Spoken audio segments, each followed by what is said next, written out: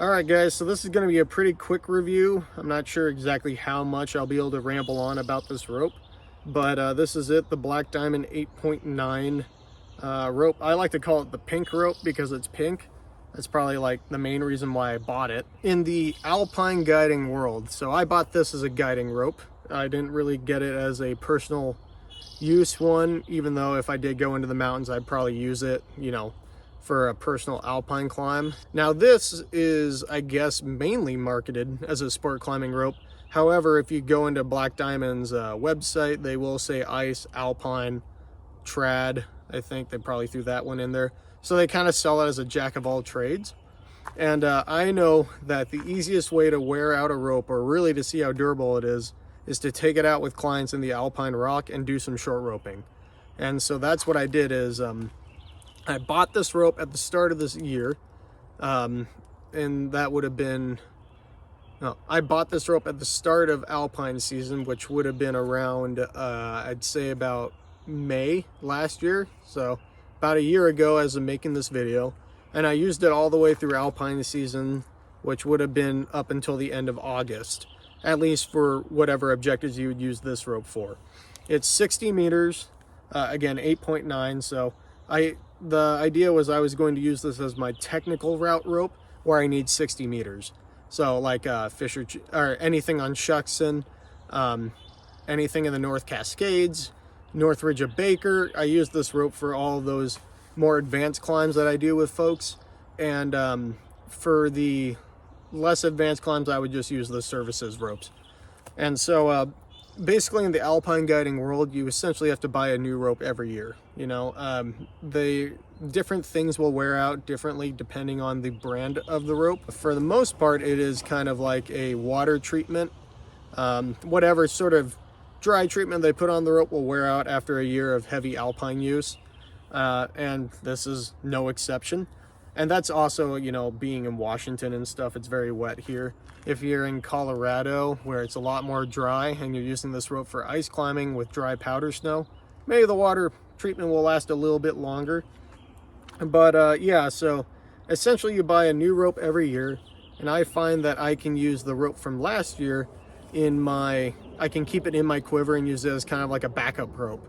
So that way if my new rope gets destroyed or a core shot or something like that, I can go in and use that rope and not have to freak out and just buy a new rope right away. So I can usually get like kind of one main season of use and then another season of here and there use, but then that's kind of it for the rope. This rope, on the other hand, was pretty much dead after 2.5 months of alpine guiding use. So I guess you could say it's a bit more frail than other ropes. And you know, the thinner these things get, the less they're gonna last. So this isn't really so much of a knock on them, but you can definitely see like certain areas, well, maybe you can't, it's kind of hard to see with the camera, are much more abraded. This is really fuzzy. If I twist it, you can sort of see the fuzz and then a little bit of down feathers on there. So you can just see there's sections in this rope that have been abraded and really beaten up. I found that the waterproofing, they use that BD dry stuff, and they dry coated the sheath and the core.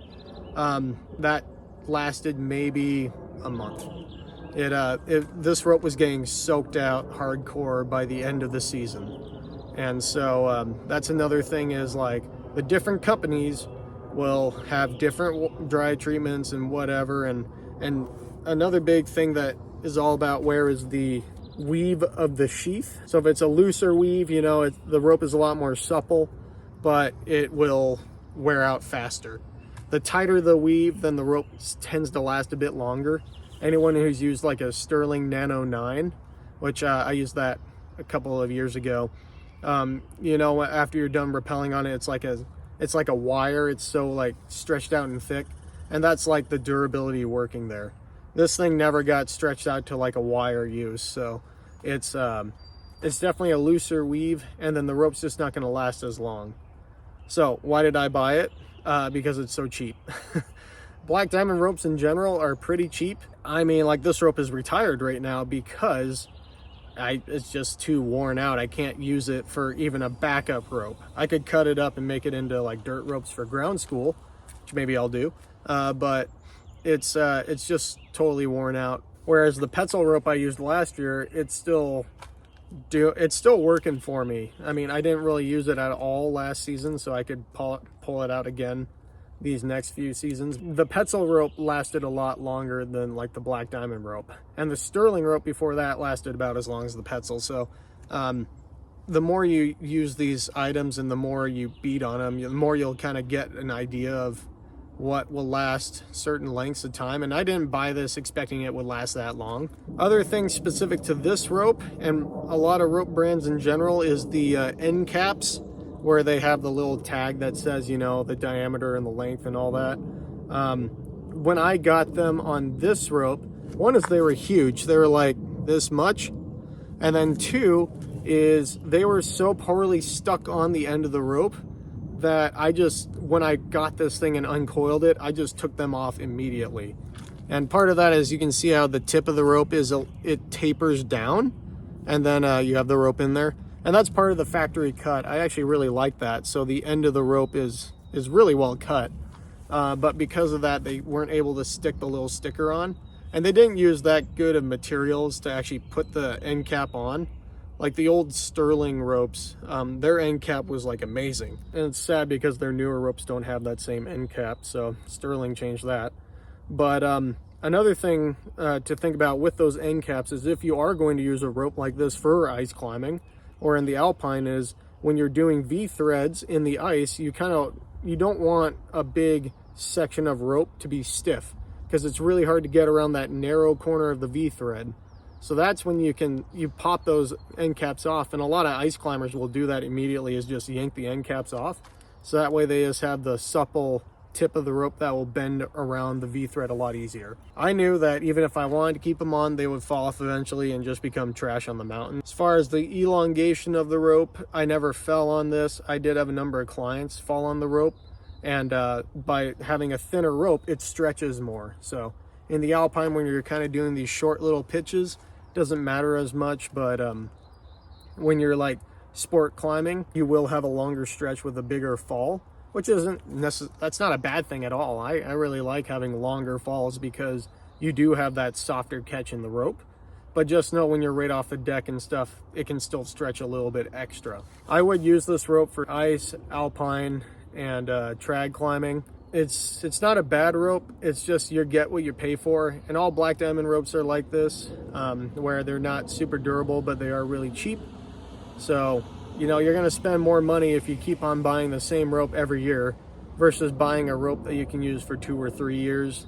That's only $50 more. I think that's all I'm going to say about this rope. I just wanted to throw this out there on the YouTube world about like a good solid ice and mixed climbing and trad climbing rope. But in terms of long-term wear, not going to get a super huge amount of use out of it. Yeah, that's about all I'm going to say about this rope. It's still like decent to have, and I may buy another one just because of how cheap they were to like filter into my systems. But I also think I'm going to try out a different rope in the future for alpine guiding.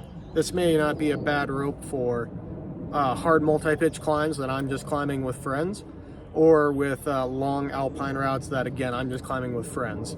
But as far as like alpine, rock guiding, any sort of guiding, it is a little bit on the thin side. So thanks guys for watching. If you enjoyed this video, please hit the like button and subscribe. I have plenty of other videos on my channel that talk about all sorts of different reviews, and I can have more rope reviews if you guys want.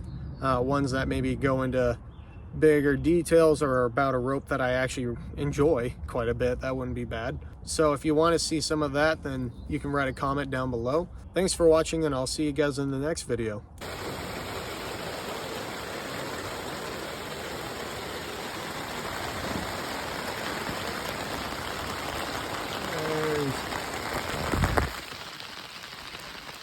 Forbidden pink. Look at it. Little wet.